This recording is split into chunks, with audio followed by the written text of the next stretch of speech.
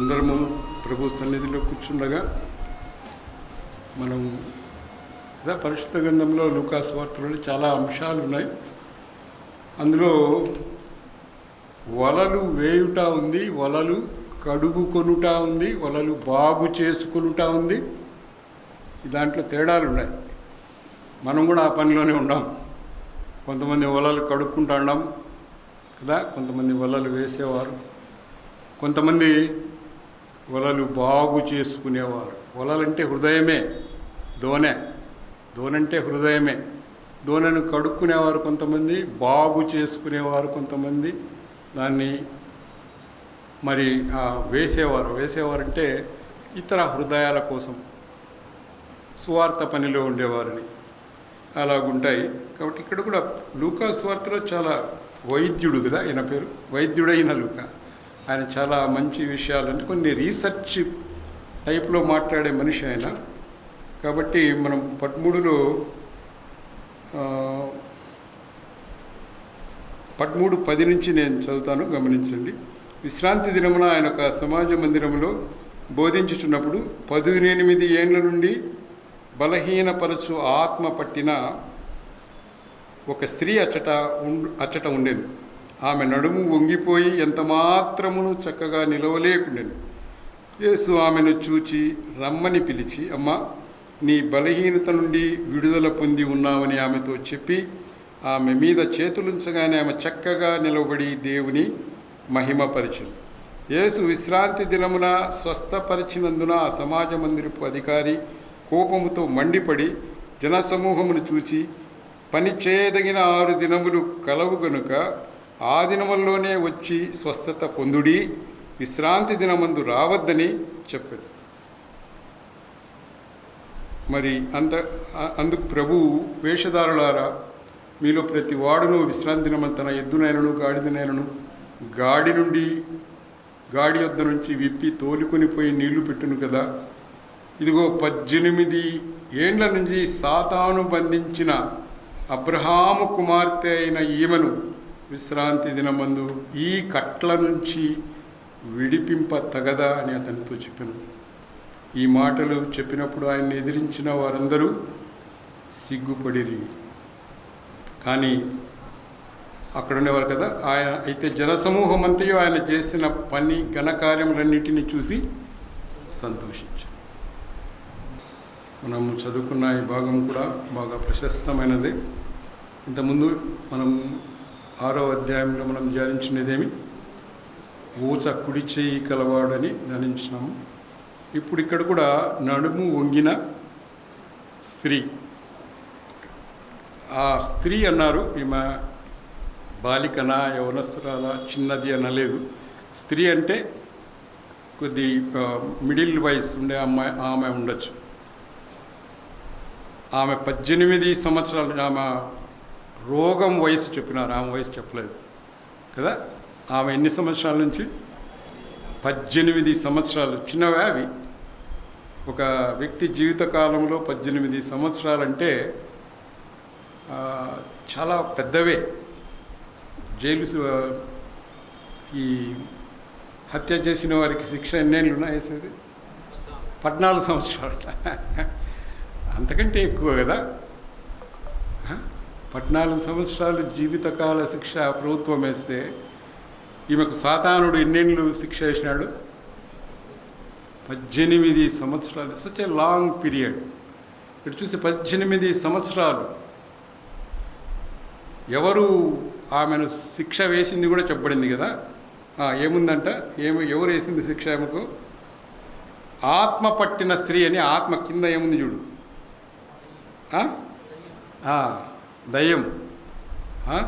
దయ్యము పట్టిన స్త్రీ, సాతాను చేత. ఇంకోసారి కూడా చెప్తాను, 18 ఏండ్ల నుంచి సాతానుడు, ఇక్కడ దయ్యంను ప్రభువు సాతానుడు అని చెప్పి, సాతానుడును బంధించిన ఈ అబ్రహాము కుమార్తె అయిన ఈమెను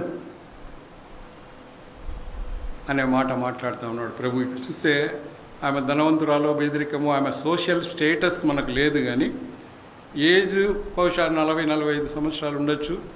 ఆ వ్యాధి చేత చాలా బాధపడిన వ్యక్తి. నడుము వంగిపోవడం అంటే నడుము వంగిపోవడం అంటే నడుముని గురించిన మాటలు ఈరోజు ఒక 2-3 ధ్యానాలు మనం చేయబోతున్నాం. నడుము నడుము నడుము అంతే, ఇన్ని నడుములే కదా. నడుములో ఏముంది, నడుములో ఆ మాటలు మనం ధ్యానిస్తా ఉన్నాం. దయ్యము పట్టిన స్త్రీ, సాతానుడు బంధించిన స్త్రీ. కానీ ఆ కుడి చేయి ఊచ కలిగిన వాడు ఎట్లాగైతే మందిరం ఎడల ఆసక్తి కనపరిచి సమాజ మందిరంలోకి వచ్చి బోధలు వింటా ఉన్నాడో, అట్లాగే ఈ స్త్రీ కూడా తన అంగవైకల్యంని బట్టి కాకుండా రే ఉంగిపోయినానే అందరూ చూసి మరి గేలి చేస్తారనో, లేకపోతే చిన్నతనంగా ఉంటుందనో, లేకపోతే ఏమీ భయపడలే కదా.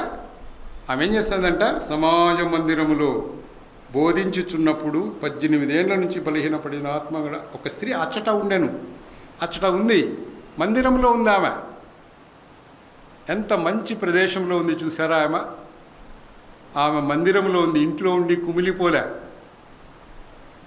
ఒక మూల కూర్చోండి అని చెప్పి కుమిలిపోవడం లేదు. ఆమె ఆ వైకల్యం పెట్టుకొని కూడా ఏమొచ్చింది, మందిరానికి వచ్చింది. మనం అన్నీ ఇచ్చినా కూడా ఒకసారి మందిరానికి రాం, అంతేనా. అన్ని కాళ్ళు చేతులన్నీ సక్రమంగా ఇచ్చినా కూడా పోస్ట్ పోన్ చేస్తాం కావాలంటే కదా. పోస్ట్ పోన్ అంటే ఇంకో 5 నిమిషాలు, ఇంకో 10 నిమిషాలు, సరేలే కొంతసేపు కొంతసేపు అట్లా అని చెప్పి అంటారు. కొన్ని ప్రాంతాలు ఇంకా ఇప్పుడు ఆయన మెసేజ్ అయితే ఒక అర్ధగంట లేట్గా పోయినా పర్వాలేదు. మెసేజ్ ఆయన అనేది, మెసేజ్ ఎవరు ఆయన చెప్పేది, ఆయన కాదు, మెసేజ్ ఆయన చెప్తాడు కదా. ఆయన అనే మాటకు ప్రభువేనే అర్థం. పరిశుద్ధ గ్రంథంలో ఆయన అనే మాట కొంచెం పెద్దగా రాసి ఉంటారు. ఆయనే మాట్లాడతాడు, కానీ మేమంతా ఎవరు మాట్లాడలేము. మనము ఎవరు చెప్తా అన్నారు అనేది కాదు, కానీ ఏమి చెప్తా అన్నాడు అనేది మాత్రమే వినాలి కదా. మందు సీసా ఒకటి ఇచ్చినారనుకోండి, జ్వరం వచ్చిందో రోగం వచ్చిందో, ఇది నువ్వు తాగాలనుకుంటే ఈ సీసా కలర్ బాగలేదు, ఈ సీసా సరైన స్టైల్గా లేదు, నేను తాగనంటారా ఎవరన్నా? తాగాలి.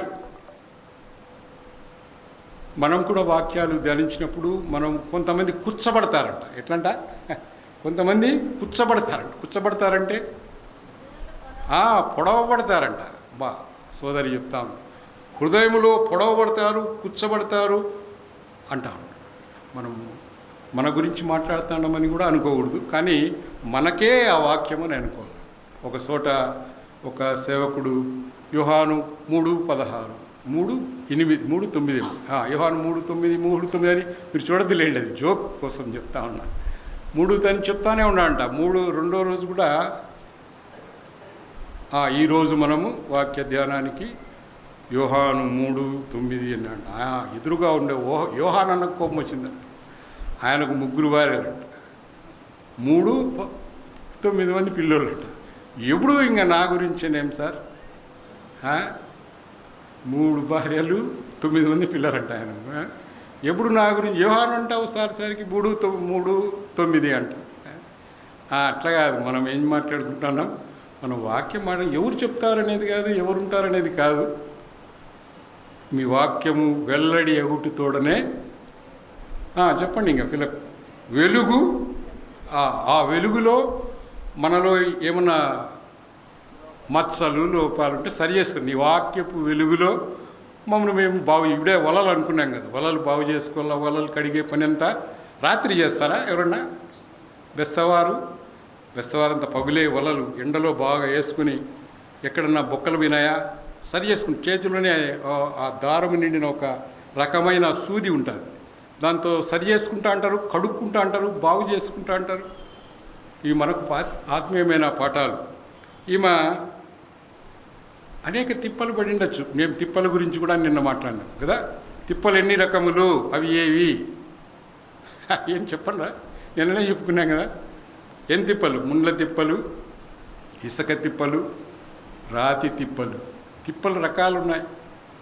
మనకు కూడా తిప్పలు రకాలుంటే ఒకసారి చిన్న సమస్య కావచ్చు కదా, ఒకసారి కొంచెం చిక్కుల పెట్టే ముండ్ల తిప్పలు కావచ్చు, కొంచెం కఠినమైన రాతి తిప్పలు కావచ్చు, ఒక రకంగా ఉండే ఇసుక తిప్పలు కావచ్చు. ఏవైనా డేంజరే, తిప్పలంటే డేంజరే. తిప్పలు పరిశుద్ధ గ్రంథంలో ఎక్కడొచ్చిన కష్టాలకు ఆ గ్రేడ్ ఆఫ్ కష్టాలు, ఒక ఇసుక అంటే కొంచెం తేలికైంది, రాతి తిప్పలు, అనేక తిప్పలు అనే మాటలు చాలా పరిశుద్ధ గ్రంథంలో ఉన్నాయి.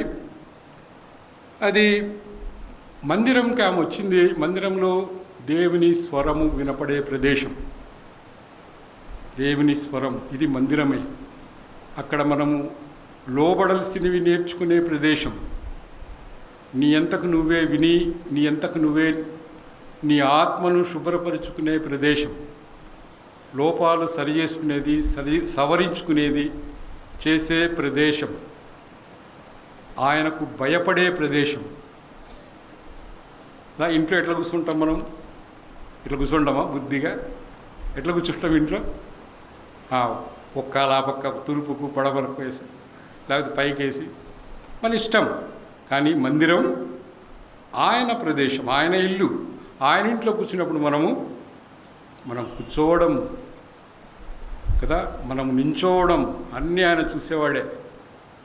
ఏ పరిస్థితిలో ఇక్కడ వచ్చినామో ఆయన ఎరిగిన దేవుడు. సమాజ మందిరంలో ఆమె ఎందుకు వచ్చిందో ప్రభువుకు తెలీదా? ఇప్పుడు తెలుసా? ఆయన చూస్తూ ఉన్నాడు, ఆయన కన్నులు చూస్తూనే ఉన్నాడు. ఆయన కూడా కలయ చూసి అన్నాము నిన్న. పార చూసి, కలయ చూసి, తిరిగి చూసి, వెనక్కి చూసి, అన్ని చూపుల్లో కూడా మనకు పాఠాలు ఉన్నాయి. ఈయన ఈమెను చూశాడు, చూసిన వెంటనే పిలిచాడు. ఎంత మాత్రము చక్కగా నిలబడలేకుండా, నడుము వంగిపోతే ఎట్లా నిలబడిపోతాం? నిలబడలేదు. వంగి నడుస్తాం, వంగిపోయినాం. కళ్ళు ఎక్కడున్నాయి? కళ్ళు ఎక్కడ చూసి కిందనే పాపం కదా. తల ఎక్కడుంది? తల కూడా వంగిపోయి ఉంటుంది. ఏం కిరీటాలు నిలబడవు. బాగుందా? తలపైన ఏమైనా కిరీటాలు నిలబడతాయా? నడుము వంగిపోతే నిలబడవు. ప్రభు మనకు కిరీటాలు ఇవ్వాలి అనుకుంటున్నాడు, మనం నడుములు వంగిపోయి ఉండాం. ప్రభు మనకి ఇవ్వాలనుకుంటారు రకరకాల కిరీటాలు వేసుకోవాలంటే ఎట్లుండాలా? ఆ మాట ఒకటి చూడండి. నేను మాట చెప్తాను.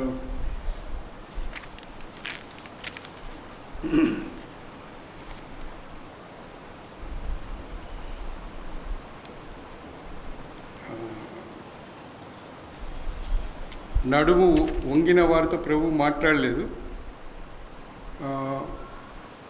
నీవు లేచి చక్కగా నిలబడితే నేను మాట్లాడతాను. ఎవరైనా సహాయపడగలరా? నీవు లేచి చక్కగా నిలబడుము, నేను నీతో. ఏనా? యెహెజ్కేలు 2:1 ఇచ్చున్నా. చదవండి బ్రదర్.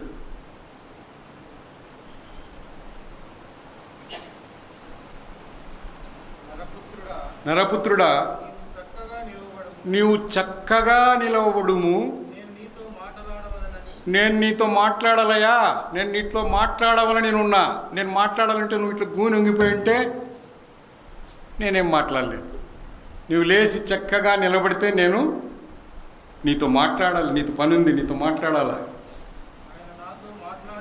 ఆయన నాతో మాట్లాడినప్పుడు ఏమైంది? చక్కగా లేచి నిలబడితే ఆయన నాతో మాట్లాడినప్పుడు ఏమైంది? ఆత్మ నాలోనికి వచ్చి నన్ను, అదే మనకు జరిగింది అదే. ఈమెకు జరిగింది అదే.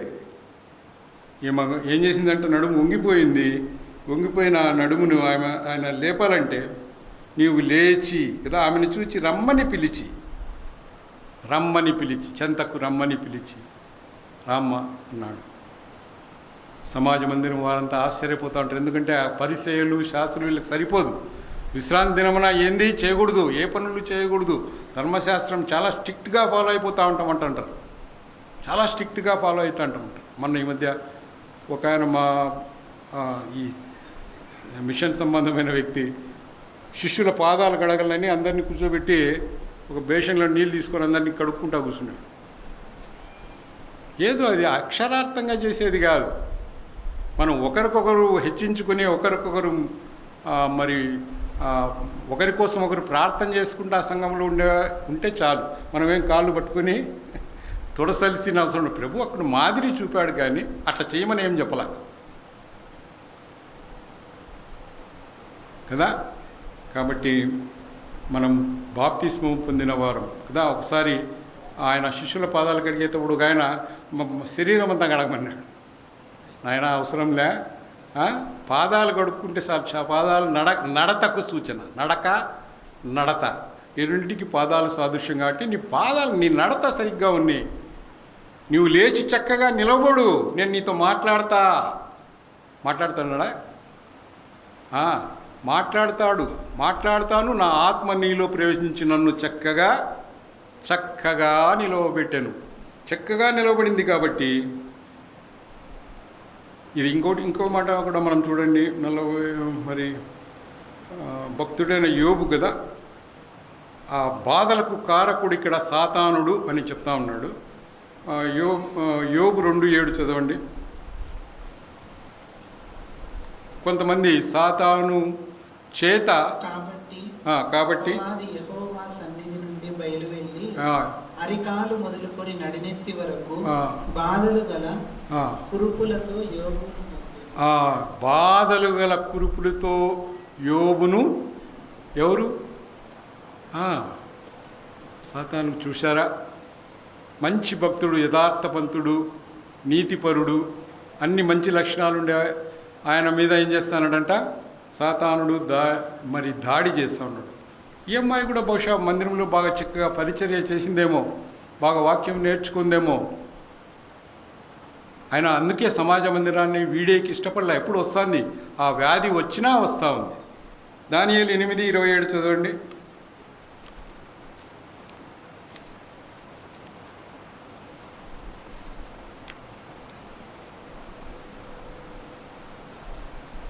చదువుతారా?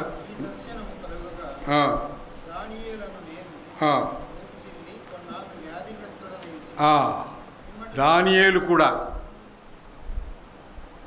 మూర్ఛిల్లి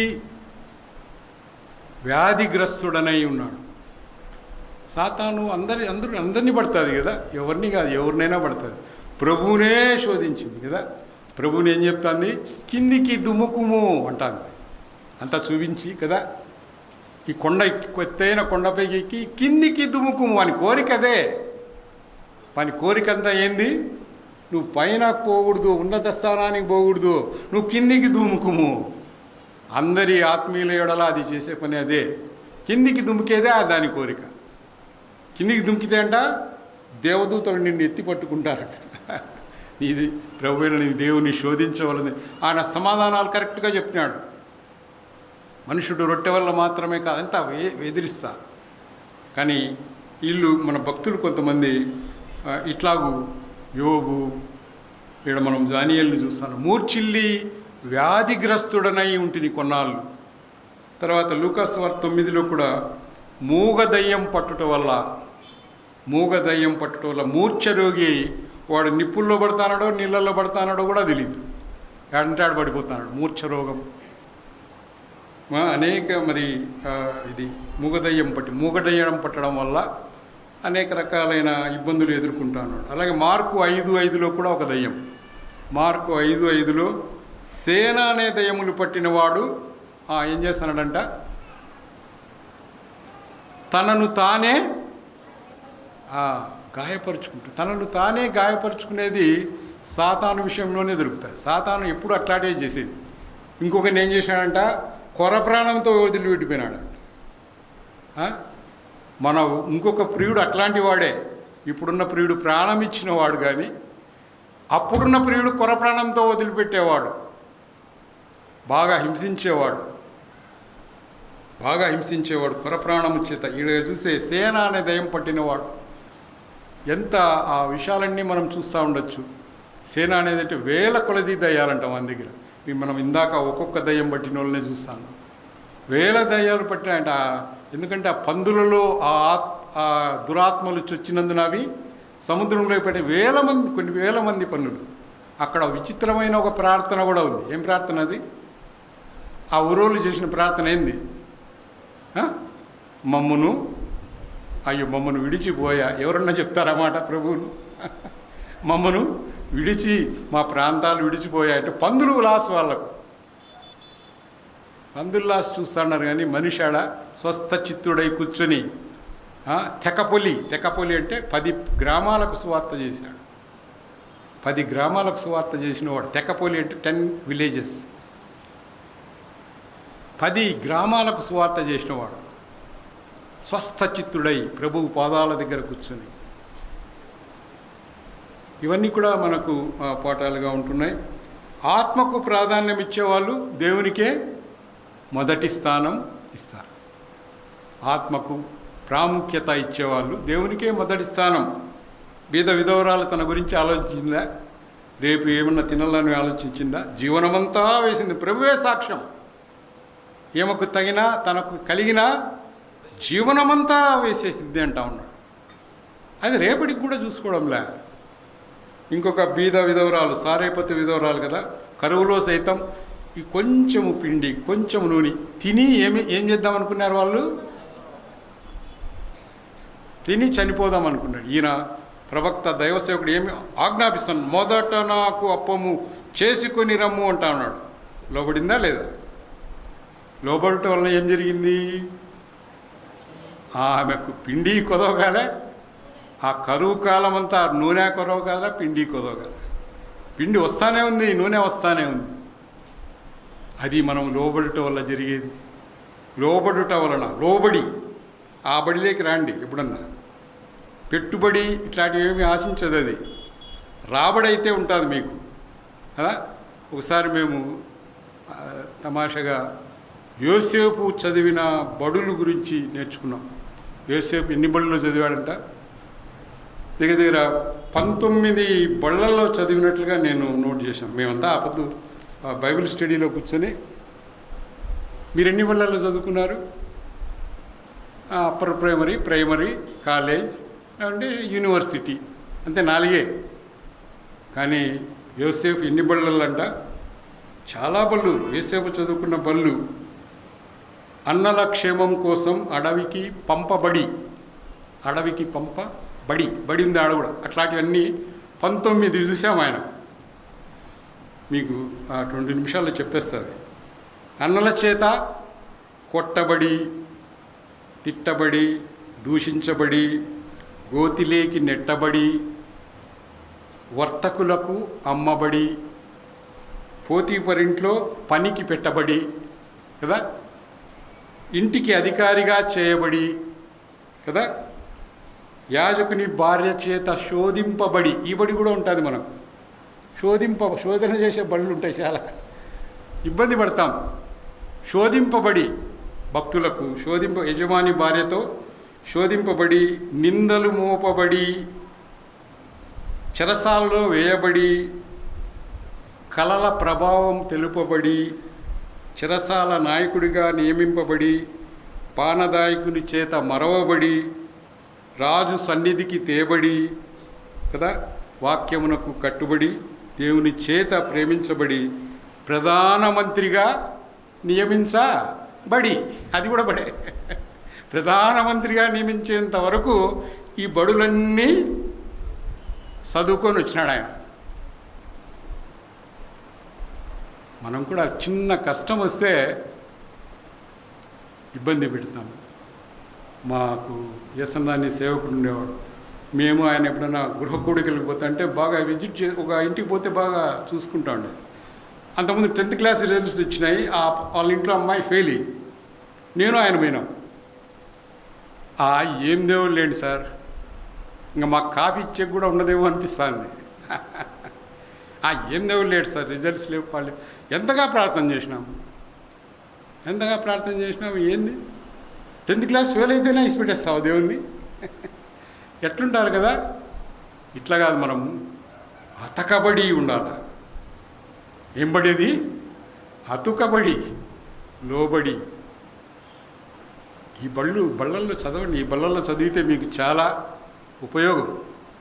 అందుకే మనము లోబడి, ప్రభు మాటకు లోబడినాడు, ఆయన ఆజ్ఞకు లోబడినాడు కాబట్టి ఆయన ప్రధానమంత్రిగా నియమించబడ్డాడు. కాబట్టి మనం అలాగూ సారేపతి విధురాలు అలాగూ చేసింది. యోబు కూడా కదా, సంపద, సంతానము, మందలు అన్నీ ఒక్కరోజే పోయినా ఏమన్నాడు? ఓ ఇచ్చను యెహోవా నిజమే అది ఆ మాట. యెహోవా ఇచ్చిన యెహోవా తీసుకొనెను. ఇవన్నీ కూడా ఈమెకి ఏమి తెలుసు చెప్పండి? సాతానుడు తన శరీరాన్ని తప్ప తన ఆత్మను ఏమీ చేయలేడని ఆమెకు తెలుసా? తెలీదు. ఆమెకు తెలుసు కాబట్టి అంత ధైర్యం. శరీరాన్ని తప్ప ఆత్మను ఏమీ చేయలేడు. నాలో ఉన్నవాడు వానికంటే, చెప్పండి మీరంతా ఒక మాట చెప్తే బాగుంటుంది ఆ మాట. నాలో ఉన్నవాడు ఆ లోకంలో ఉన్నవానికంటే గొప్పవాడు మనలో ఉన్నవాడు. అందుకే ఆమె నడుము వంగింది కానీ ఆత్మ గట్టిగా ఉంది. మందిరానికి పోవాలా, మందిరంలో నేర్చుకోవాలా, మందిరానికి రావాలా, ఎంత కష్టమైనా ఎంత ఇబ్బంది అయినా రావాలి. కొందరు మానుకొనుచున్నట్టుగా సమాజముగా కూడుట మానద్దండి. మనం రావాలి. కూడికలు మంచివే కదా. నిన్ననే అనుకున్నాం. మనకు ప్లస్ అవన్నీ ప్లస్, అవి మానద్దండి. మందిరి కళ్ళు భూమి మీద ఉన్నా కూడా కదా, ఆమె కళ్ళు భూమి మీద ఉన్నా కూడా తన ఆత్మ అంతా కంటిని నిర్మించిన వాణిని చూస్తూ ఉన్నాడు కదా. యోబు ఒకసారి కంటిని నిర్మించిన వాడు అన్ని బాధలు వస్తాయి ఆయనకు. ఏమంటున్నాడు? కంటిని నిర్మించిన వాడు కానకుండునా, చెవిని నిర్మించిన వాడు వినకుండునా. వింటాడు, తప్పనిసరిగా వింటాడు. నడుము వంగి వికారంగా ఉంది కానీ ఆత్మలో ఆమె సౌందర్యము కలిగినది.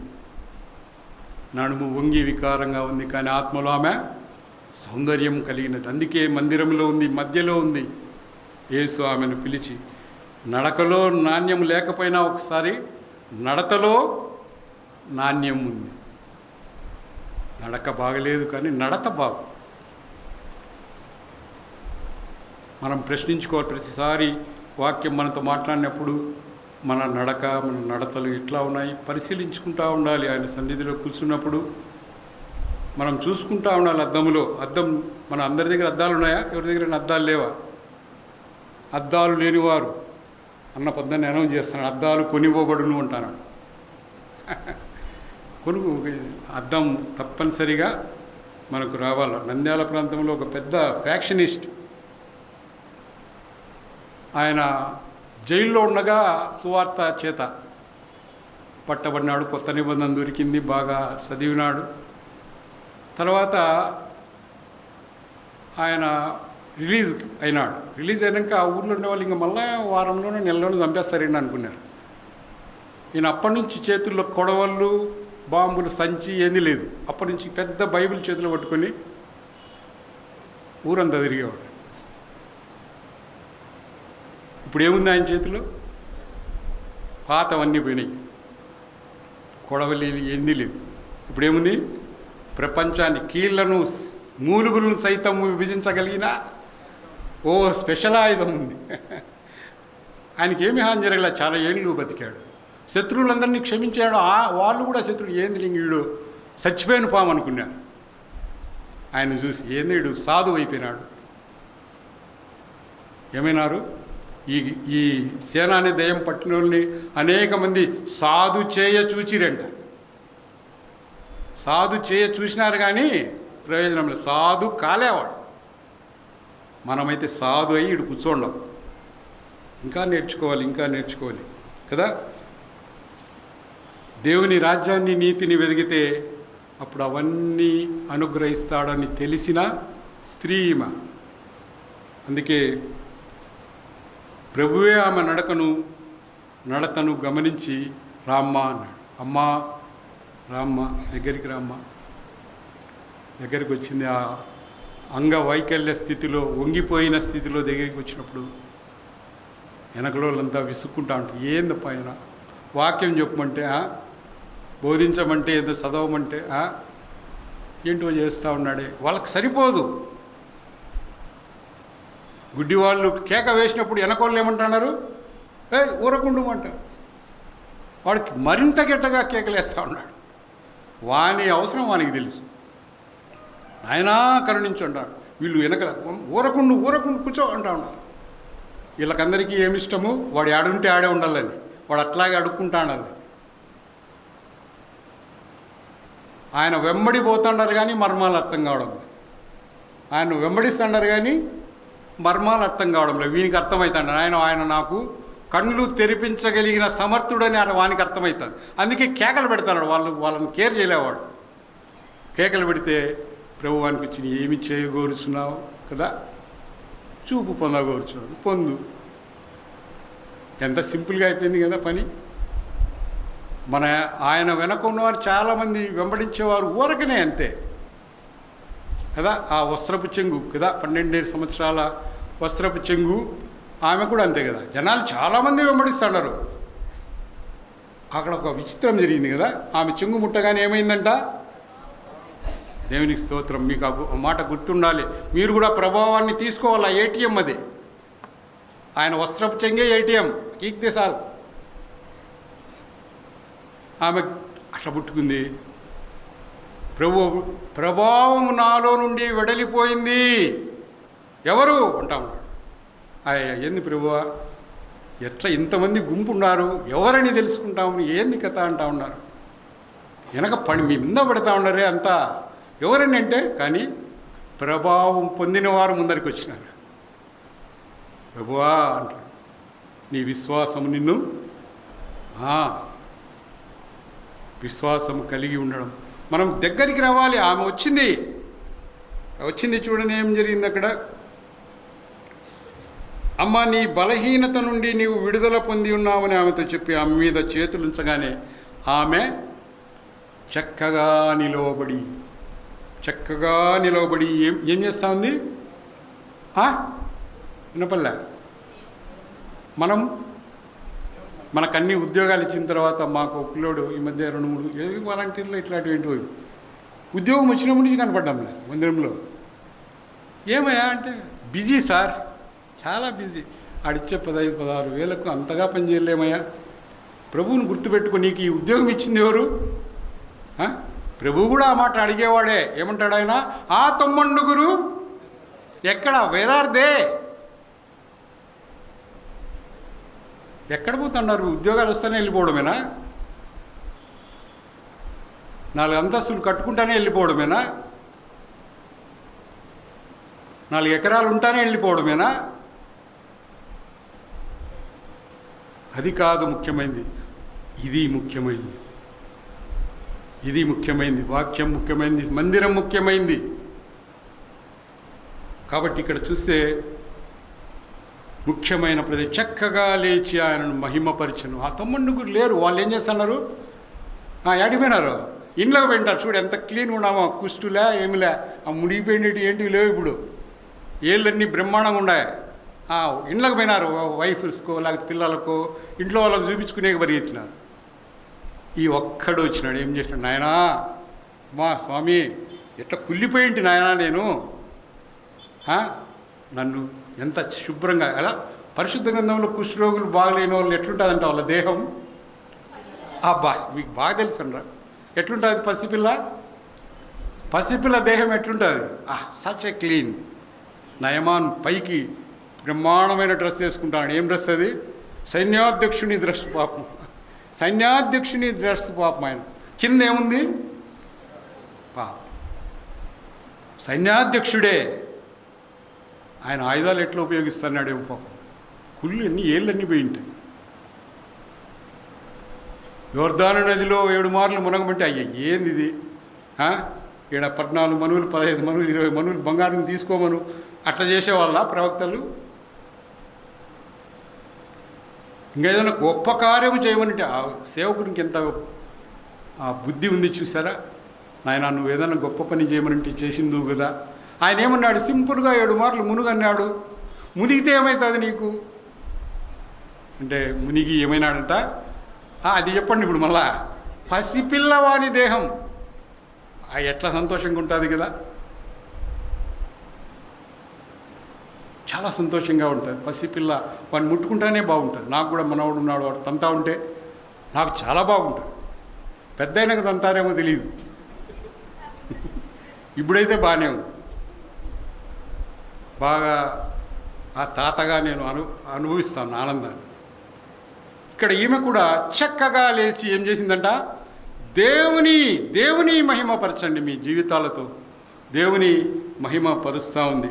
నడుము వంగి ఉండినామె, వికారంగా ఉన్నామె ఇప్పుడు ఏమైంది,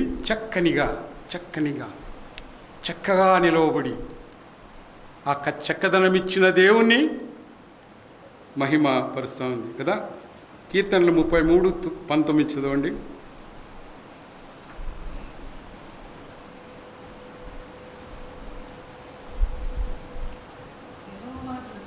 యెహోవా దృష్టి ఆయన యందు భయభక్తులు గలవారిపై, ఆయన కృప కొరకు కనిపెట్టు వారికై ఆ వారిపై నిలిచి ఉన్నది. యెహోవా దృష్టి ఆడుంది, ప్రభువు దృష్టి ఆడుంది అంతమందిలో. ఆమెను ఒక్కదాన్ని ఏమంటున్నాడు, అబ్రహాం కుమార్తె. వీళ్ళంతా పరిసయ్యులు శాస్త్రులు ఆ లిస్టులో ఉన్నారా? శాస్త్రులే పెద్ద పొజిషన్ వాళ్ళది సమాజంలో, కానీ వాళ్ళ పొజిషన్లో చేరలే. మేమే అబ్రహాం కుమార్తెలు వారసులు మేమే అనేవాళ్ళు వాళ్ళు. కానీ లిస్టులో ఉండదా? ఎవరున్నారు లిస్టులో? ఈమె ఉంది, నడుము వంగిపోయినా ఉంది. ఈమె అబ్రహాము కుమార్తె, ఈమె అబ్రహాము సంతానం. 145 కీర్తన 14 చూడండి.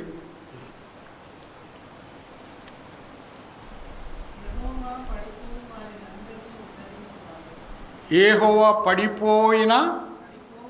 పడిపోవారినందరినీ ఉద్ధరించున్నాడు. కృంగిపోయిన వారిని లేవనెత్తువాడు. చూసారా, కృంగిపోయిన వారిని లేవనెత్తువాడు. వెనకలంతా వెంబడించి బోధలు వింటూ ఉన్నారు, కానీ వారి మనోనేత్రాలు తెరవబడ్డం లేదు. ఎమ్మాయిపోయే గ్రామంలో కదా ఎన్ని తెరిచినాడు కదా ప్రభు. మొదట వారి మనసులు, వారి హృదయాలు తెరిచి కన్నులు తెరిచి, మొదట కన్నులు తెరిచి, హృదయం తెరిచి, మనసు తెరిచి, వారిని సరిచేసి, వారితో భోంచేసి, ఎంత బాగుంది, అన్నీ తెరిచేవాడు ఆయన. నువ్వు అందుకు సంసిద్ధంగా ఉండేవారు. కన్నులు తెరిచి మనం ఈ మాటలు గమనిస్తూ ఉన్నాం. నడుము గురించిన 3 తలంపులు చూద్దాం. ద్వితీయోపదేశకాండం 33:11.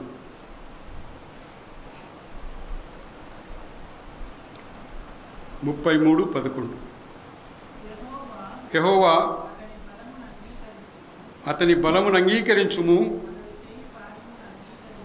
అతని చేయు కార్యములను అంగీకరించుము, అతని విరోధులను, అతన్ని ద్వేషించు వారిని లేవకుండునట్లు వారి నడుములను విరగొట్టుము. శత్రువులకు నడుము విరగొట్టండి. దేవుని సహాయం కొరకు శత్రువుల నడుములు విరగొట్టమని.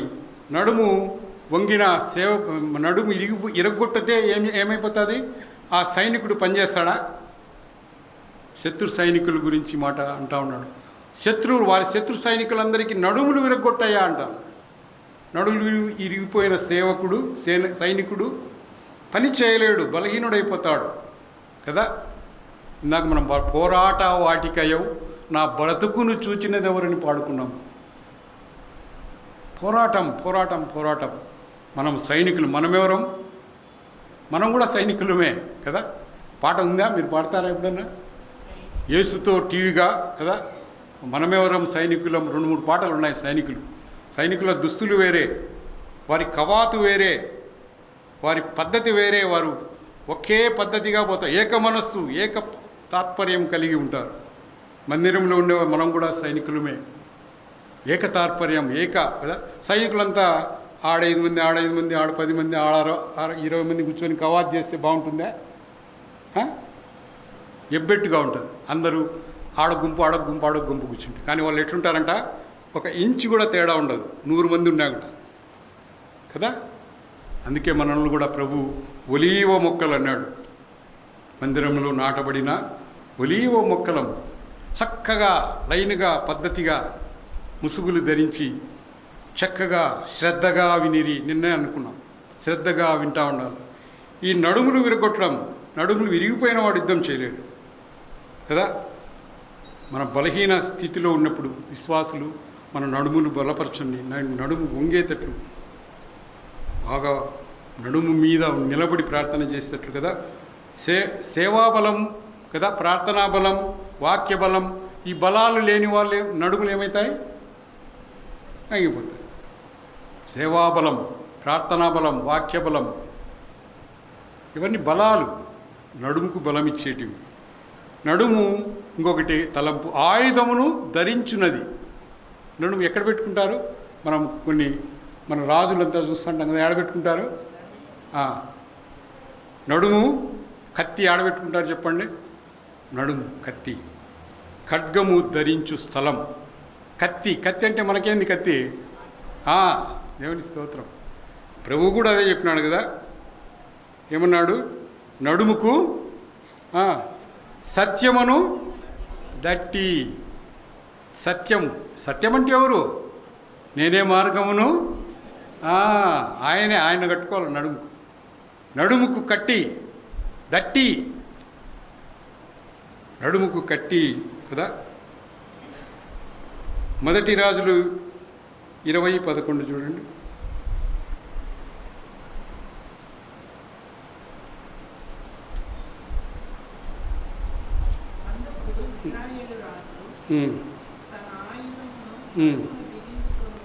తన ఆయుధమును నడుమున బిగించుకునేవాడు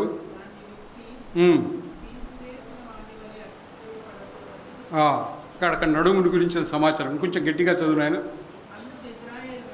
అందుకు ఇజ్రాయేల్ రాజు తన ఆయుధమును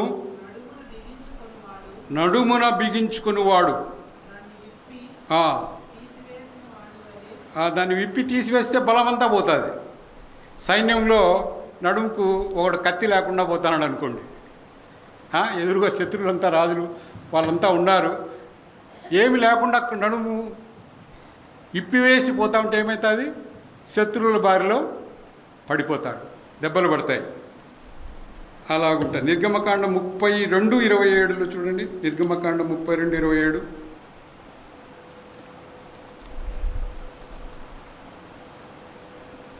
అతడు లేవీయులందరూ అతని యొద్దకు కూడి వచ్చిరి. అతడు వారిని చూచి, మీలో ప్రతి వాడును తన కత్తిని తన నడుమున కట్టుకొని.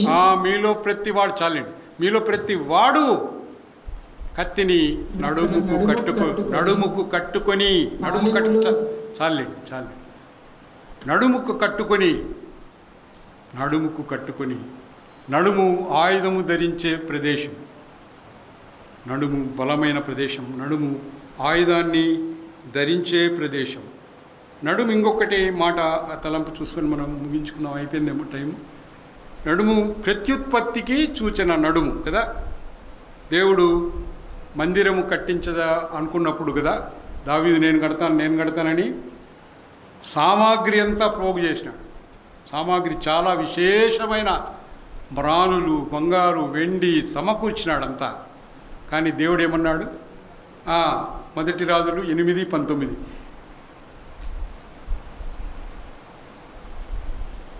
అయినను నీవు మందిరమును కట్టించకూడదు. నీ నడుములో నుండి పుట్టబోవు నీ కుమారుడు నా నామ ఘనత కొరకు దానిని కట్టించు.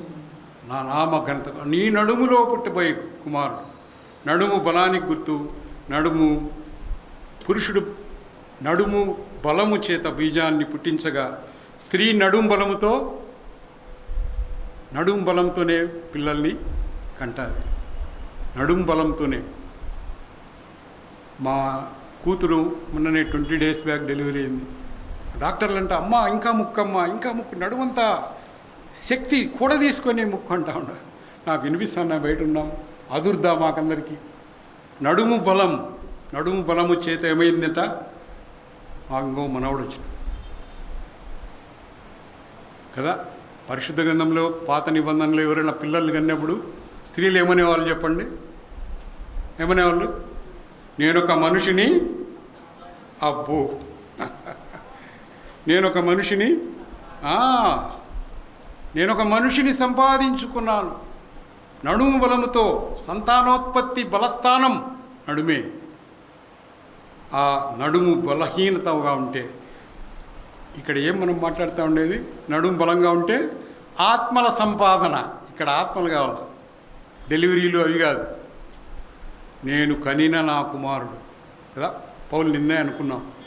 నేను కనిన నా కుమారుడు ఒనేసీము, నేను కనినవారు, నన్ను కనిన రామలింగారెడ్డి సార్ కదా. నేనంటే నిజమే, నన్ను కనిన ఆయన ఆత్మీయంగా పెంచిన ఆయన వరప్రసాద్ రెడ్డి ఉండొచ్చు.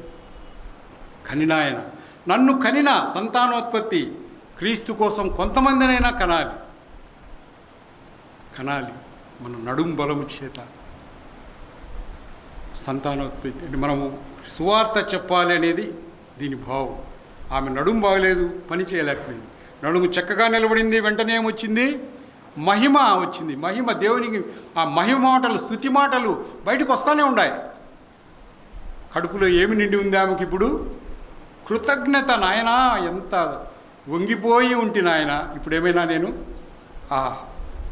పైకి చూడగల ఉన్నతమైన వాటిని, ఏవి మాన్యమైనవో, ఏవి ఖ్యాతి కలిగినవో, ఏవి ఉన్నతమైనవో దానిలను చూస్తున్నామా? ఇంకా నీ చూపు నేలపైన ఉన్నాయా? ఎవడైనా తల దించుకొని ఇంట్లో పిల్లోడు ఒకడు ఇట్లున్నాడు అనుకో, ఏం కారణం? ఏందో చేసినాడని కదా. వాడు తల కింద వేసుకొని ఉన్నాడంటే కదా, ఏందో చేసినాడు. కీర్తనలో ఉంది, నా తల ఎత్తువాడవు. ఆహా, మన తల ఎత్తి నిలువుగా నడవజేసి, పలుపుత్రాళ్ళు తెంపి నిలువునా నడవజేసేవాడు. మనం పలుపుత్రాళ్ళు ఉంటాయి, ఏంటో ఒకటి ఉంటాయి, తగులుకో ఉంటాయి. జిగటగల దొంగ ఊబి ఈ లోకం. పలుపుత్రాళ్ళు ఏదో ఒకటి తగులుకుంటాయి, కానీ ఆ పలుపుత్రాలను తెంపి నిలువునా నడవజేసే శక్తి కలిగిన ప్రభువు ఆమెకు నడుమిచ్చాడు. యోహాను సువార్త 15:8.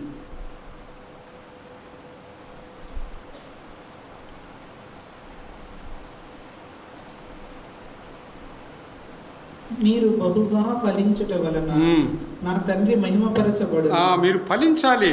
ఫలించాలంటే నిన్న అనుకున్నాం, ఈచ్ వన్ రీచ్ వన్. ఈ ఉండే వాళ్ళంతా రేపు సంవత్సరానికి ఒక్కరికైనా స్వార్థ చెప్పి తీసుకొని రండి. మీరు ఫలించకుంటే అట్లే మీ నడుములో నుంచి ఒకరు పుట్టాలి, ఒకరు ఆత్మీయంగా పుట్టి ఇటుకి రావాలి, ఆత్మీయంగా పుట్టి ఇక్కడికి రావాలి. అప్పుడే ఆయనకు ఘనత. మీరు బహుగా ఫలించుట వలన ఎవరు మహిమ పొందుతారు? మీరు బహుగా ఫలించుట వలన తండ్రికి సంతోషం, ఆనందం. కాబట్టి ఇది గుర్తుపెట్టుకోవాలి. నడుము ఇంకా ప్రయాణానికి కూడా సూచన. నడుము ప్రయాణానికి సూచన, నడుము బలానికి సూచన, నడుము ఆయుధాన్ని ధరించేకి సూచన, నడుము ప్రత్యుత్పత్తికి సూచన, నడుము ప్రయాణానికి సూచన కదా. సామెతలు 31:17 చూడండి.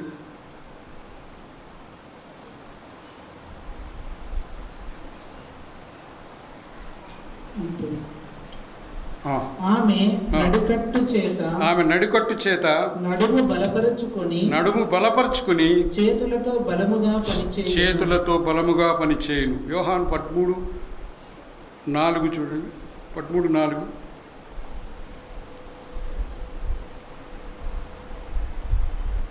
భోజన పంక్తిలో నుండి లేచి తన పై వస్త్రం అవతల పెట్టి ఒక తువాలు తీసుకొని నడుమునకు కట్టుకొనేది. ఇదొకటి. అపోస్తల కార్యములు 12:8 వరుసగా ఇవన్నీ నడుము అనే మాటలు ఉన్నాయి. దీన్ని ధ్యానించండి, సమయం ఎక్కువైందంటు. అప్పుడు దూత అతనితో, నీవు నడుము కట్టుకొని చెప్పులు తొడుక్కొనమనెను. అతడు అలాగ చేసిన తర్వాత దూత నీ వస్త్రం పైన వేసుకొని నా వెంబడి రమ్మని అతనితో చెప్పాను. చూసారా, నడుము కట్టుకొని ప్రయాణానికి సిద్ధంగా ఉండు. మనం ఏం చేస్తున్నామంట? మనం కూడా ప్రయాణికులమా కాదా? మనమెవరం? బాటసారులం, ప్రయాణికులం. ప్రయాణంలో సహాయపడతా ఉంటాం. సహాయం తీసుకోవాలి, నడుము కట్టుకోవాలి. నడుము ఎందుకంటే బాగా అడుగులు పడతాయి. ఎందుకు కట్టుకోవాలంటే బాగా అడుగులు పడే నడుము. రకరకాలైన ఉంది. ఆ స్థితి నుంచి ఏమంతా ఆ రకాలైన స్థితిలో నుంచి ఏమైంది? బయటపడింది. ప్రభువును మరి మహిమపరిచింది. మన జీవితాల్లో కూడా మన వంగిన స్థితి ఏదైనా ఉందా? తల నేల కానుకునే స్థితి ఏదైనా ఉందా? సిగ్గుపడవలసిన స్థితి ఏదైనా ఉందా? దిగులు పడాల్సిన పరిస్థితి మన జీవితంలో ఏదన్నా ఉందా? ఉంటే గన ప్రభు దగ్గరికి వద్దాం, ఆయన కనపడదాం. ఆయన కనపడే ప్రదేశం ఇదే. సమాజ మందిరానికి వచ్చినాడు కాబట్టే చూసినాడు. రాకుంటే చూసేవాడా?